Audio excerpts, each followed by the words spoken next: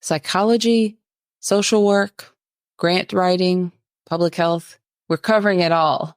Join me and my guests on this episode. You're listening to the PHEC podcast, episode 340. The field of public health is so broad, overlapping multiple industries. With epidemiology at the core of public health, there are an unlimited number of ways to target specific populations, health conditions, environmental issues, and causes that matter most to you.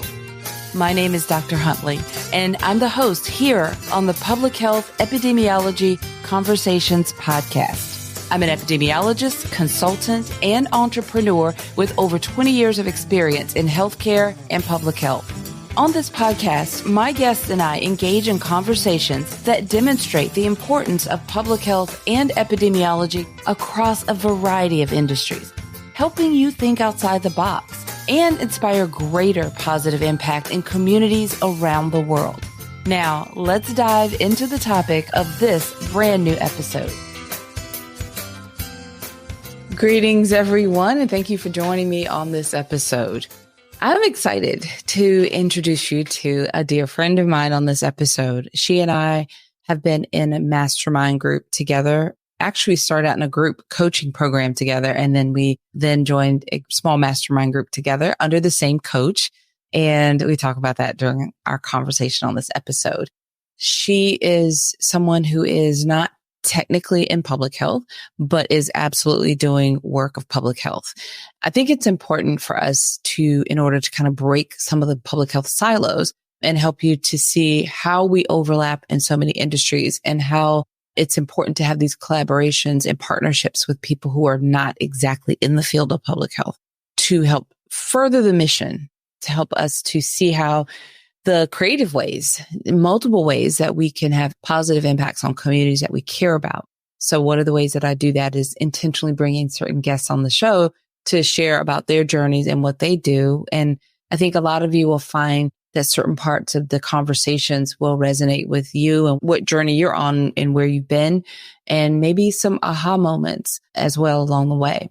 So let me tell you a little bit more about her, and then I'll connect our conversation. I will tell you that I'm so touched and excited that she kept her appointment to put this episode together with me to interview, even though she wasn't feeling well. And that just speaks volumes about her character. She honored her commitment, her time that she's scheduled to meet with me. And that's just how she is. She's really awesome like that. I think you'll get to hear her heart for serving and how she cares, on top of the fact that she just sacrificed. And she could have easily said no and rescheduled it, but she did not. She showed up. That's how she is. I think she's awesome. And yes, I'm biased, but she's just a great resource. And I want you all to be aware of the value that she brings, even from a slightly different perspective, right? Okay, let me tell you a little bit about her. LaKeesha Morris-Moreau founded Bell Tower Consulting Group in 2009 to help cities and counties win grants.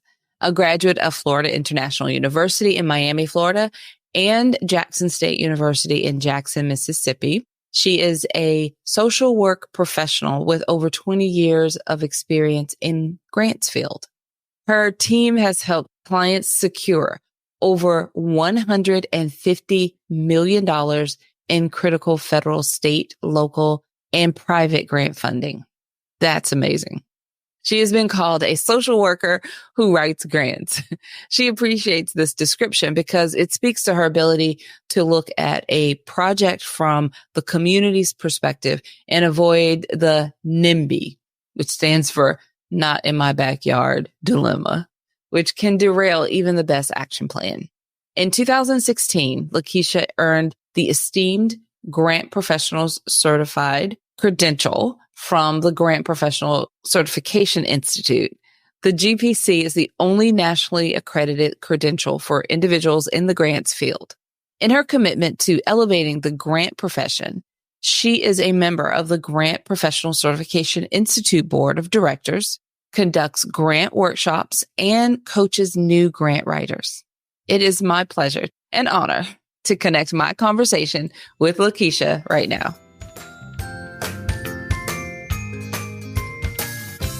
Hi, LaKeesha. Welcome to the podcast. How are you? Good. How are you? I am good. Thank you for joining me today. I know you're not feeling your best, but I appreciate you for sticking with it and showing up anyway. Of course. Of course. Thank you for having me. When I looked on my calendar, I was like, I do not know if I'm ready for this. But of course, talking to you anytime, it's a pick me up. So I'm happy to be here. I appreciate that. I thought, you and I go way back, and I really think that you're not trained public health, but there's so much overlap in what you do and how you serve with public health. So I really wanted to introduce you to my audience and share about, your story and kind of what you do. I think my audience will find that as a valuable resource. And we do have a lot of people that are interested in what you do just from like a different like niche perspective. So let's start with early on. I always like to hear the journey of how you got to where you are. So kind of go back a bit and tell us a little bit about you and then, like your background, and we'll kind of work our way up the journey. Sounds wonderful. Well, my company is Bell Tower Consulting Group, and I always knew that I wanted to go into the social work, people serving field. My bachelor's degree is in psychology. I went to Jackson State University in Mississippi, Jackson, Mississippi. And yes, after that, I came back home to Miami and I started going to Florida International University. And I started out in organizational psychology and I quickly switched over to social work. It was not for me at all. I switched over to social work and I knew that I wanted to do nonprofit, but on the administrative side more so than the actual direct services. So I tried to do nonprofit management, but back then nonprofit management was not as popular as it is today. So my specialty was in children and family therapy. I practiced mental health therapy for a while. I hated it. Those that provide mental health therapy, my hat goes off to you. It is a wonderful field. It was heartbreaking for me. Yeah. Yeah. And I chose to start working at a nonprofit organization. I got hired with a nonprofit organization as a program manager. And I was on the post award side, which is after we get the grant, I will oversee the staff. I will make sure that we meet all of the deliverables, all of that. And eventually the executive director started asking me to move slowly into grant writing. And I mean, I went into it kicking and screaming. I was like, no, I don't want to do it. This is not for me. Leave me where I am. We have a grant writer for that. I'm good. But he just kept pressing. And I started writing. And I've been writing ever since. Wow. That's the thing about grant writing is we learn the concept and we know the purpose and all that for grant writing, but the only true way to learn is to just start doing it. Exactly. Yeah. And that's stressful for some people to even think about, but you just, you get in there, you start doing it and you figure it out as you go. Wow. I didn't know that part about the mental health therapy. I didn't know that about you. Yes. I always discover something new when I interview my friends and people I've known for a while. There's still something in the that I discovered during these episodes. So that's really interesting. So nonprofit management. Now I'm going to back up too. I did find that piece about organizational psychology, but I didn't realize that he was like, oh, no. He kind of went that way. I was like, did like it because I thought, oh, that's a very interesting, but honestly, my brain is ticking. I know that you get a lot of compliments of how you are as far as leadership. You're a great leader with your team. And I think that maybe some of that early training kind of spilled over. Mm-hmm. It did. It did. I enjoyed organizational psychology and just that whole process of helping people go through change and helping businesses go through change. I wanted the practical side of it. I did not want all of the research papers and the studies I didn't want all of that part of it. Yeah. So social work and the nonprofit management was a good fit for me because I got a good balance of writing the paperwork, getting that information, but also actually going in and practicing. Yeah. Okay. Yeah. I definitely understand that. That's why it was a good fit for me. And my professors, they were wonderful because even though they understood that I wanted the nonprofit management side of it as opposed to the therapy, when I started doing my internships, I was able to intern at an organization where they helped me do that community outreach and community engagement and get more into the nonprofit. And actually, the person who gave me that opportunity is our current mayor. Oh, nice. Yes, so it was wonderful. And I always love to hear anybody's connection to Mississippi. I have a lot of family still in Mississippi. And I knew that you had gone to Jackson State, but I have family that have gone there and other schools in Jackson. In fact, my older brother went to medical school in Jackson. Mm. We have a lot of connection to Mississippi. So I'm always excited when I hear about that. I'm assuming you probably worked for that nonprofit for a while. You said you continue to do that work, but did you leave there and then start Bell Tower, or how did you decide to start Bell Tower? And is there a special meaning with the name? Exactly. After I left there, I was looking what to do. And it just so happened that the executive director that pushed me into grant writing encouraged me to start a business. Oh, For grant writing. So once I left that nonprofit organization, they say, what do you have in your hand? And my business is what I had in my hand. So I went with it and I started reaching out to those people in my network and letting them know that this is where I was, asking them to be change agents for me. And that's how I started to get clients. And of course, in the beginning, my focus was on those nonprofits, particularly those small nonprofits. And that's how I started. But the name is also significant. I never knew that. I never asked, but I felt like it had to be. It is significant. So my dad, he also went to Jackson State. So I'm second generation. His last name was Bell. My stepfather, his last name was Bell. And he always raised me, him and my mom, they raised us to be entrepreneurs. So all of my siblings, we have some type of a business. And he had just passed away. So when I started Bell Tower, I chose Bell in honor of him and then Tower because when you look over a cityscape, that Bell Tower stands out and you want your grants to stand out from the crowd. So I chose Bell Tower Consulting Group. I love that. Yeah. My business name is just my name. I just needed to get started. So I love to hear that name with the meaning behind it. And that's something I thought about it. I would think about it, but never, like by the time we're in a conversation, it's not top of mind to ask. I usually think about it after. What a great way to honor him and a tradition. And I like that a lot. I like that. Thank you. So tell us about where you are now, because when I first met you we have the same business coach. And I remember the first time, before I actually met you, I heard your episode, like your first episode with her on her podcast. And I was thinking to myself, I loved how she coached you through. Yeah. Natalie Ekdahl is our coach and the podcast is Biz Chicks Podcast. And Natalie, in her very, the way she does it with such care, she guided you to this niche with the cities. And I just remember hearing it and I felt like I was like sitting in the room and I was like, yeah, that makes sense. I was so excited for you. And then later on I got to meet you and we talked more. So tell me about your special niche. Tell us about how you serve and who you serve now. Yes. I niched into working with cities and counties in Florida. I did that around, 2013? I started playing around with it, started working with municipal governments. Actually, it was a client of mine that was closing down his nonprofit organization and he saw a post for one of the cities and sent it to me. So I applied there, town of Cutler Bay, and then another friend of mine sent me North Bay Village. So those were my two cities that I work with. And I started working with them for a while and having that conversation with Natalie kind of confirmed, that it's time for you to start to niche. And I enjoy doing that because I still get a taste of that social work field because we're doing everything, after school programs, senior programs, plus the drainage and the parks and all of that. But I don't have to worry about being everywhere. I don't have to know about all the things about grant and all the different types of grants that are coming out. And I'm able to really be focused and build those relationships with those funding agencies to the benefit of my clients. Like that.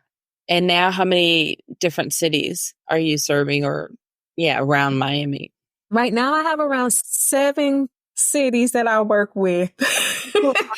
Yes, 7 of us. Okay, so 7, that's a lot. It But is a lot. but you also have a team, so. Yes, I have a team of 7 also. So it is a lot, and because of the way that we have 2 separate ways that we have our clients. Some might be project-based and some are retainer-based. And because of that, we're able to spread the work out. So usually we can have a grant writer that's able to support multiple clients. So it's manageable. Okay. What do you have coming up new? Are you looking for, I guess probably just more cities around the area and continuing with grants? Like what do you have coming up? I know you got some stuff you've been working on, so. Yes. Yes. Well, of course, we always are looking for more clients. Always looking for more clients. We are scaling our business through government contracting. So that means searching for requests for proposals for cities and counties that are looking for grant writers or to hire a pool of grant writers. We're constantly responding to those. We have some clients that we might have worked with in the past that we're reaching back out to see if they're interested in coming back on. And I do also want to get into some more workshops. Yeah. So that's a great segue, because one of the things that we do for years now, I've offered a program that supports entrepreneurs in public health that are just getting started or are already established and are just wanting to connect with other entrepreneurs and kind of level up their business. Mhm. Most are consultants, but we have all different types of entrepreneurs in the group that we support. In our expo, which is that program that I have every year, the one that we're kind of at the time of this recording are wrapping up the online portion and preparing to meet in person for the people that are coming to the in-person retreat. But we had a series of 6 workshops, live workshops in this online portion.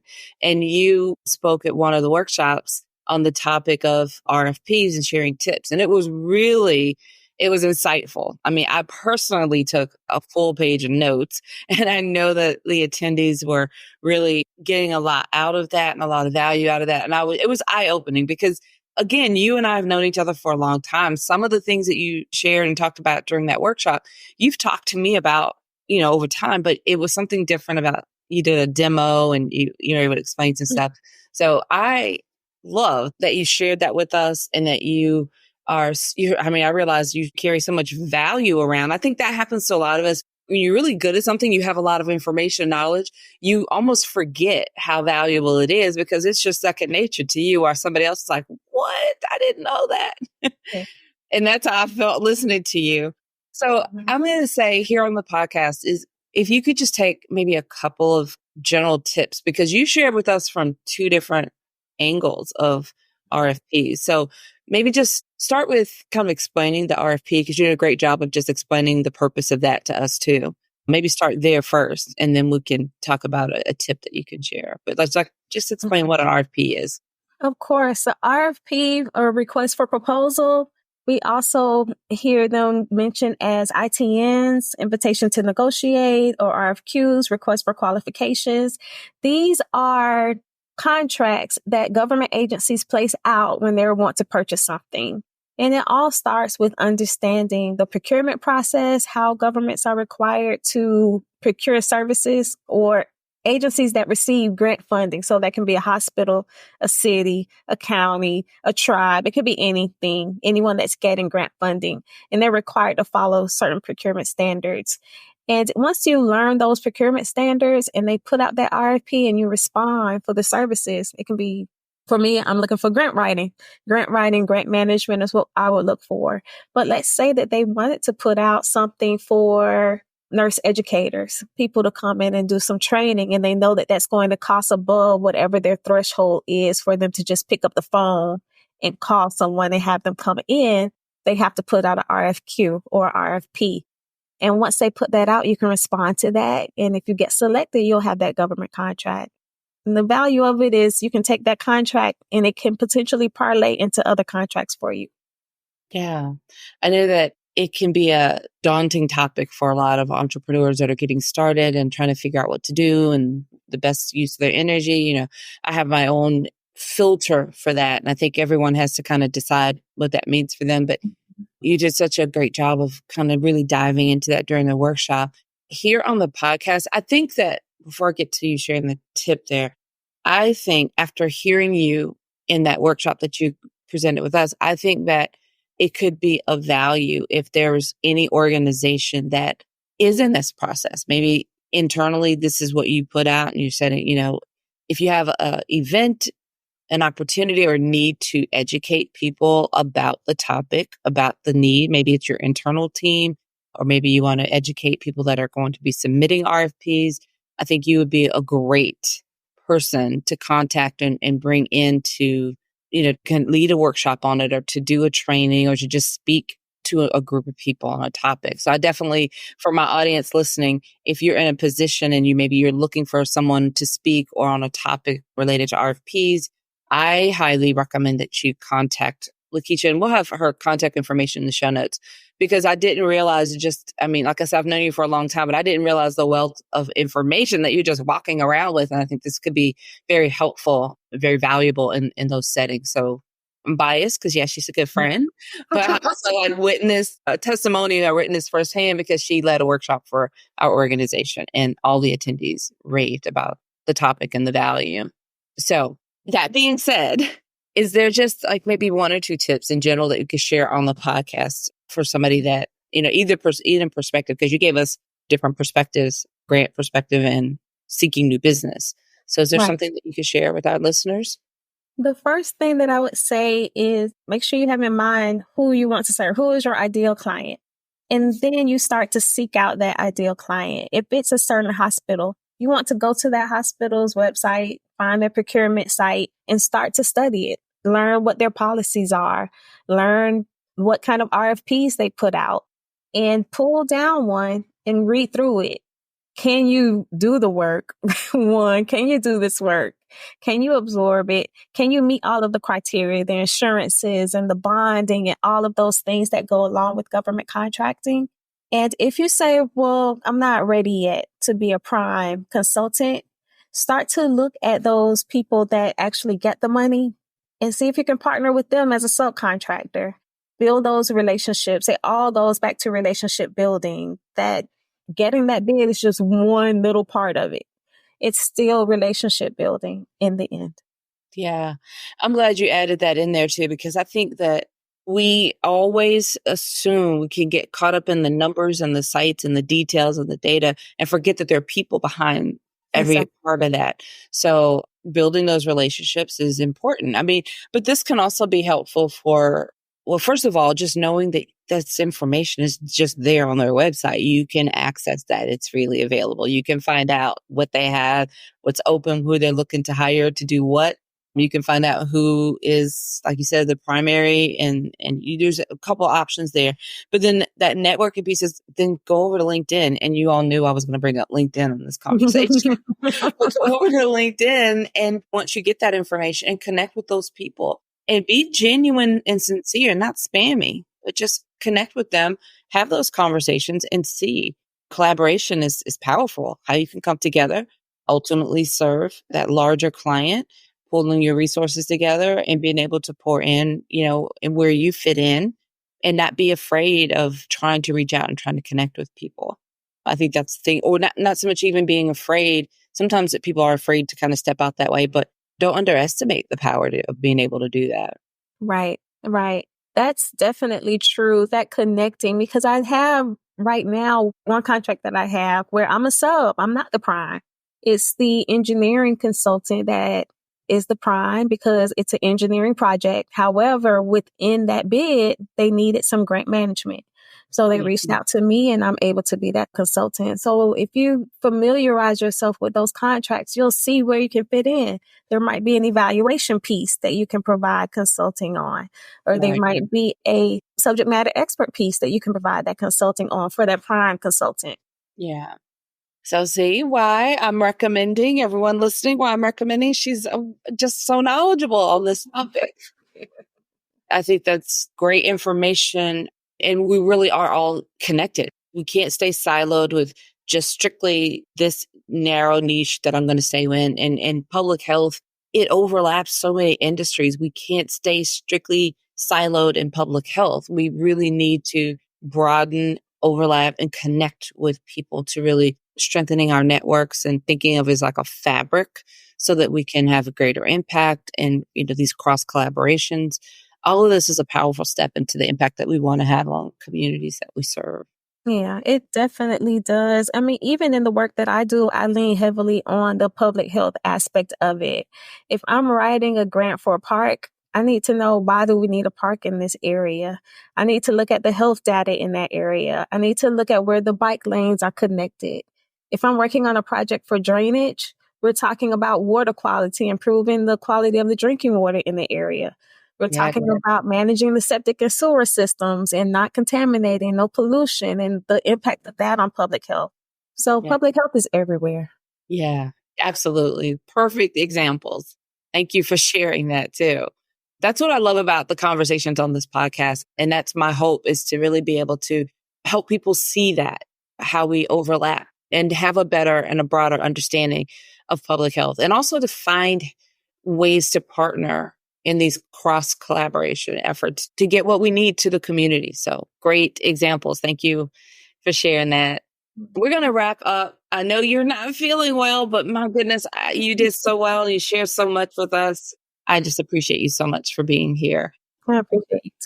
Where can everyone connect with you? Of course, we're going to share links in the show notes, but just for someone listening, how is the best? On my website, belltowergroup.org, on LinkedIn. Now, if I don't write you right back, just know that I'll get back to you. LinkedIn and email. Email is the absolute best way. All right. Well, we'll have links for everything in the show notes. But thank you so much, my friend, for being here and for sharing so much with my audience. I appreciate you. And I'll talk to you soon. Sounds great. Thank you for having me.